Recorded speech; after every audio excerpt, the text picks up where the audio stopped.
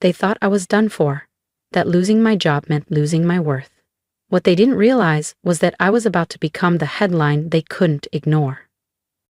Family dinners at the Barrett estate in Scottsdale had always been more performance than tradition.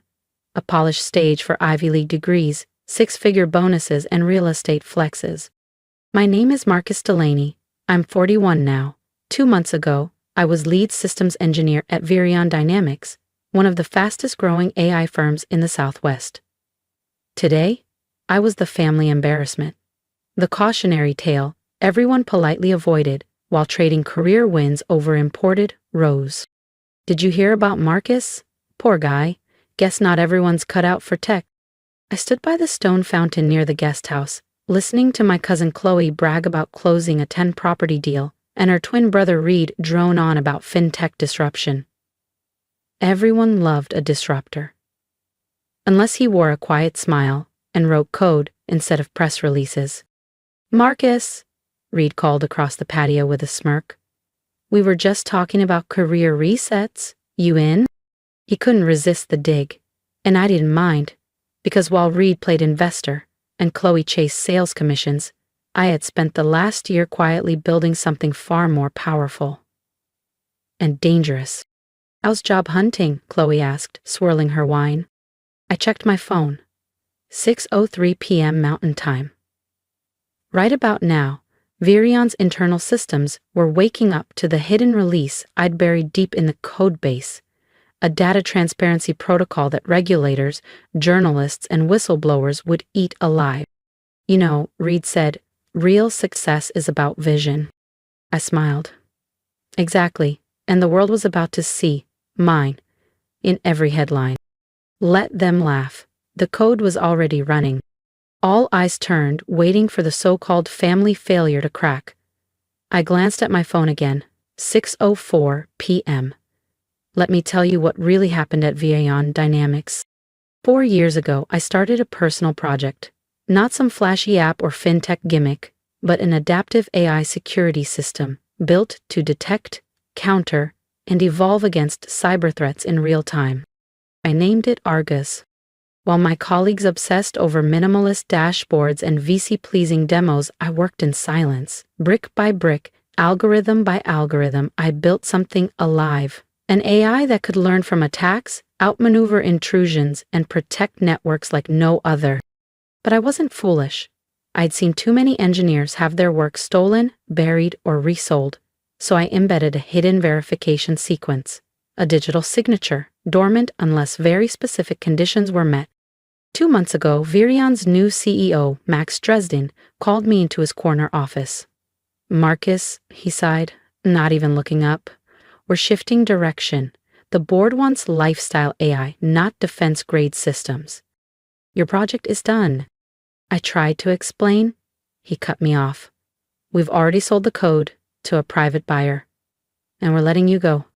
I signed the paperwork, let them think they won. What Max didn't know was that Argus wasn't finished. It was just waiting. And tonight, right as their systems ran a scheduled update, Argus would wake and announce its true creator. You should have gone into sales, Marcus, Reed sneered from the patio, grinning like he'd won something. I smirked, just as my phone vibrated. Breaking. Former Vireon engineer tied to revolutionary AI exposed. Chloe raised an eyebrow. Job offer? Not quite, I said, tucking my phone away. Evan snorted. Pretty sure the diner's still hiring dishwashers. I looked up. Better save me a seat then. 6:05 p.m. Mountain Time. Somewhere in downtown Phoenix, inside Vireon Dynamics' sleek steel and glass HQ, Max Dresden was probably rehearsing his Monday morning media statement, the one where he'd bask in the spotlight of Argus, the crown jewel of their innovation pivot. The same Max Dresden who once told me, real leaders don't write code, they buy it. The same Max Dresden who sold my life's work without flinching. The same Max Dresden who, in about 60 seconds, would find out what happens when you dismiss the so-called obsolete engineer. Actually, I said, raising my voice above the soft hum of jazz and clinking glasses, why don't we all check our phones? Things are about to get newsworthy. Reed scoffed. Chloe rolled her eyes. Across the patio, Trevor, the youngest of the Barrett cousins, barely 26 and already unbearably smug, snorted. What's this? Some revenge app launch? I didn't answer. I just looked down. 6:06 p.m. My phone buzzed first, then Chloe's, then Reed's. One by one, the yard filled with startled tones. Notification banners lit up like fireworks across every screen. Vireon Dynamics stock suspended amidst code authorship scandal. Reed's grin vanished. Chloe's wineglass tilted in her hand. Trevor cursed under his breath. What the hell is this? He asked, voice cracking. I took a long sip from my glass and smiled. Oh, just a harmless little system update, I said. Argus came with let's call it a digital truth serum. Nor alerts popped up. DoD freezes $1.3 billion cents. Deal pending investigation. Former lead engineer claims ownership of breakthrough AI. Trevor stepped forward, pale now. Marcus, what did you do? I set my glass down, pulled out the beat-up laptop I never let go of. Want a demo? I asked. You all love demos, right? They leaned in, silent. I logged into a secure feed showing Argus's verification protocol in motion. Lines of code streamed down the screen. Timestamps, cryptographic markers, digital footprints, all tracing the AI's core framework directly back to me. 5 years, 2 months, 19 days, every line of logic, every sleepless night. All of it. Mine. I kept my tone steady, even as adrenaline surged. That's how long I spent building Argus. 5 years. Nights, weekends, holidays, while Max Dresden and his so-called visionaries strutted across stages, sipping cocktails at innovation summits, bragging about tech they didn't even understand. Across the patio, Aunt Helen rose, and Chloe's mother gasped as her phone buzzed again. Vireon Dynamics under federal scrutiny for AI ownership fraud. But they fired you, Trevor stammered, his earlier arrogance melting. Didn't they own everything you did? I turned my laptop toward them and pulled up a second window. Actually, no. I opened an email thread. Max Dresden's breezy approval to experiment with prototype code on their sandbox server. Dated, signed, stamped. You see, Argus was never a Vireon initiative. I built it on my own time, on my own machines. The only reason it ever touched their system was because I asked, and he signed off. When they sold it to the defense sector without attribution, they activated the trigger, a passive watchdog that recorded every shady move, every edit, every leak, and waited for the right moment to speak. Reed leaned closer, his bravado gone, replaced with dawning dread. So that billion-dollar contract? Built on stolen tech, I confirmed. Max Dresden pitched a system he didn't build, didn't understand, and now? I held up my phone. Incoming call, Max Dresden. I declined. But that's not even the best part, I said, tapping one last time. A window opened, a folder labeled Legal Documentation. Inside, 17 patent certificates, all officially filed under my name, each one covering the core mechanics of Argus. Chloe's real estate polish faded, but Jessica's legal brain snapped to life. Wait, you mean Vireon doesn't actually own any of it? I nodded slowly. Every algorithm, every self-healing firewall, every adaptive learning layer they pitched to the Department of Defense, it's all mine. And thanks to Max Dresden's arrogance and public lies, proving intellectual theft? A legal walk in the park. Trevor was still scrolling furiously, his mouth parted slightly. Dude, their stock's gonna crash the second the markets open. Probably, I said, taking another sip from my glass. Turns out fraud's not a great business model. More phones buzzed. Across the patio, the sound of unraveling reputations was unmistakable. Relatives paced, whispered, tried to hide their screens, but the damage was already done. Why wait? Reed finally managed to ask. Why wait this long? Why let them fire you if you had the upper hand? I thought about all the developers who were quietly erased, the engineers whose names were never in the press releases. Because, I said calmly, justice deserves an audience, and some people only learn when they lose everything they never actually built. My phone buzzed again. A new message preview lit up. From Sarah Martinez, CEO, Oracle. Subject, Argus. Impressive integrity layer. Let's discuss over dinner next week. I tilted my screen so Reed and Chloe could see it. Apparently, I said with a small grin, my guest coding skills still have a market. The sun dipped lower behind my aunt's sculpted hedges, draping the backyard in gold and silence. And somewhere in downtown Phoenix, Max Dresden was likely staring into the wreckage of his empire, wondering how it all slipped away. Tomorrow would bring headlines, lawsuits, subpoenas. But tonight belonged to the truth. I stood beneath the amber glow of patio lanterns, watching the expressions on my family's faces shift. It was like a slow-motion domino effect, one by one, the truth finally registering. That real value doesn't come from LinkedIn posts, leased Teslas, or inflated startup valuations. Sometimes it comes from silence, from patience, from being the one they all ignored.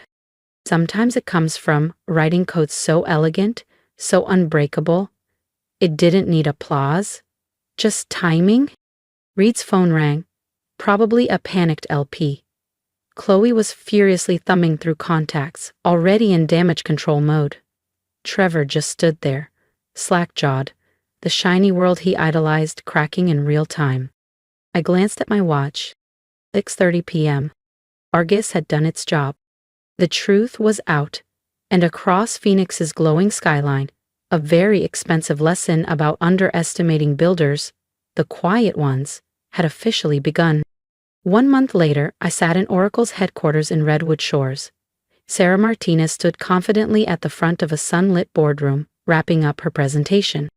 On the screen behind her, Argus was live, monitoring Oracle's global network, fending off real-time attacks with seamless efficiency. In just 4 weeks, Sarah said, Argus has neutralized over 3,200 threats, adapted to 19 new attack vectors, and reduced our response window by 87%. The room of skeptical execs was now leaning in, intrigued. You developed this entirely on your own? One board member asked. I nodded. Nights. Weekends. My machines. My capital. Not a single line of code belongs to Vireon. Vireon only gave me access to test servers, I added, pulling up the signed approval. And that came with full IP protection, on record. Respect followed, finally, on my terms. It was the same testing environment that had allowed me to fine-tune Argus's authentication core, the very system that exposed Max Dresden's theft to the world. Well then, Sarah Martinez said, smiling across the Oracle boardroom, I think we're all in agreement. Shall we make it official? The board vote was unanimous.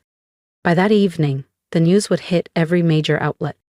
Oracle secures exclusive rights to Argus for $4,200,000,000. And me? I'd be stepping in as Chief Technology Officer, overseeing Argus's global rollout, the same platform they once dismissed as too niche. My phone had been buzzing non-stop since the scandal broke. Journalists wanted interviews. Cybersecurity panels wanted keynote speakers. Congressional committees were requesting testimony on tech ownership fraud. But the messages that mattered most came from other developers. Hundreds of them.